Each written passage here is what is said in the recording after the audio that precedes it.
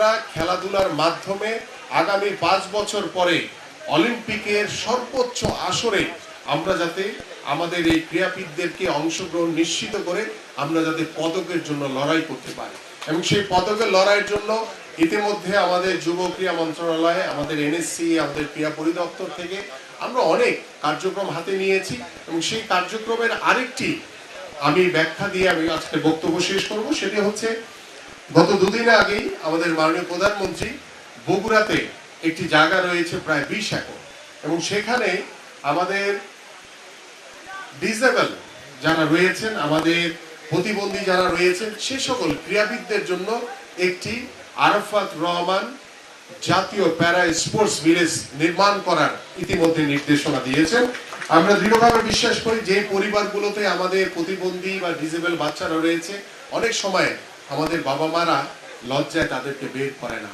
আমি আপনাদের কাছে আজকের এই দ্য স্পোর্টস যে টার্ফ উদ্বোধনী অনুষ্ঠানে আমি এই মিডিয়ার মাধ্যমে আমি আপনাদের কাছে আহ্বান করব যে আপনাদের ওই সন্তানটি একটি মূল্যবান সন্তান, তাকে হেলাফেলা করবেন না। কারণ তার মাধ্যমে ইতিমধ্যে আমরা অলিম্পিকের মতো জায়গায় সর্বোচ্চ আসরে প্যারা অলিম্পিক গেমসে আমাদের বাংলাদেশ কিন্তু গোল্ড মেডেল পেয়েছে, এবং তাদেরকে ক্রীড়া ভাতার আওতায় অন্তর্ভুক্ত করা হয়েছে, এবং প্রতি মাসে সরকারের পক্ষ থেকে তাদেরকে ভাতা দেওয়া হচ্ছে।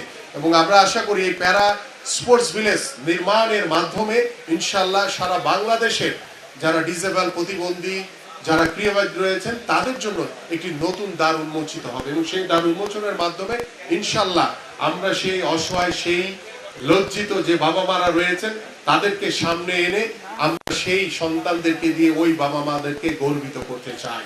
প্রিয় উপস্থিতি, আমি আমার বক্তব্য দীর্ঘায়িত করব না। আই হোপ যে আমাদের সংসদ সদস্যগণ, আমাদের প্রশাসক, সিটি কর্পোরেশনে যে যে দাবি রেখেছে আমি মোটামুটি সব দাবিতেই কাজ করতে পেরেছি। যদি কোনো করে আমাকে বলবেন, সেটাও আমি ইনশাআল্লাহ চেষ্টা করব। প্রিয় উপস্থিতি,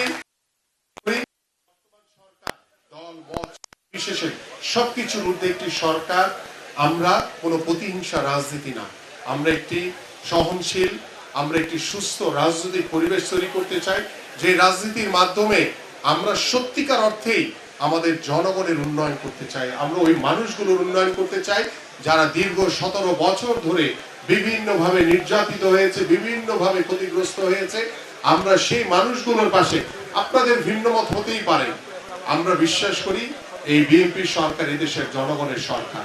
সেই জনগণের যে প্রত্যাশা সেগুলো বাস্তবায়ন করা আমাদের সংসদ সদস্যগণ, সবার, আমাদের প্রশাসকগণ, আমাদের জেলা প্রশাসকগণ, আমাদের পুলিশ সুপার থেকে যত কর্মকর্তা রয়েছে প্রত্যেকের আমাদের নৈতিক দায়িত্ব, এবং সেই নৈতিক দায়িত্ব পালন করেই ইনশাআল্লাহ আমরা আমাদের যে আগামী যে প্রায় 6 মাস আমরা শেষ করে ফেলেছি, প্রায় কাছাকাছি এই 17ই আগস্ট 6 মাস পূর্ণ হবে।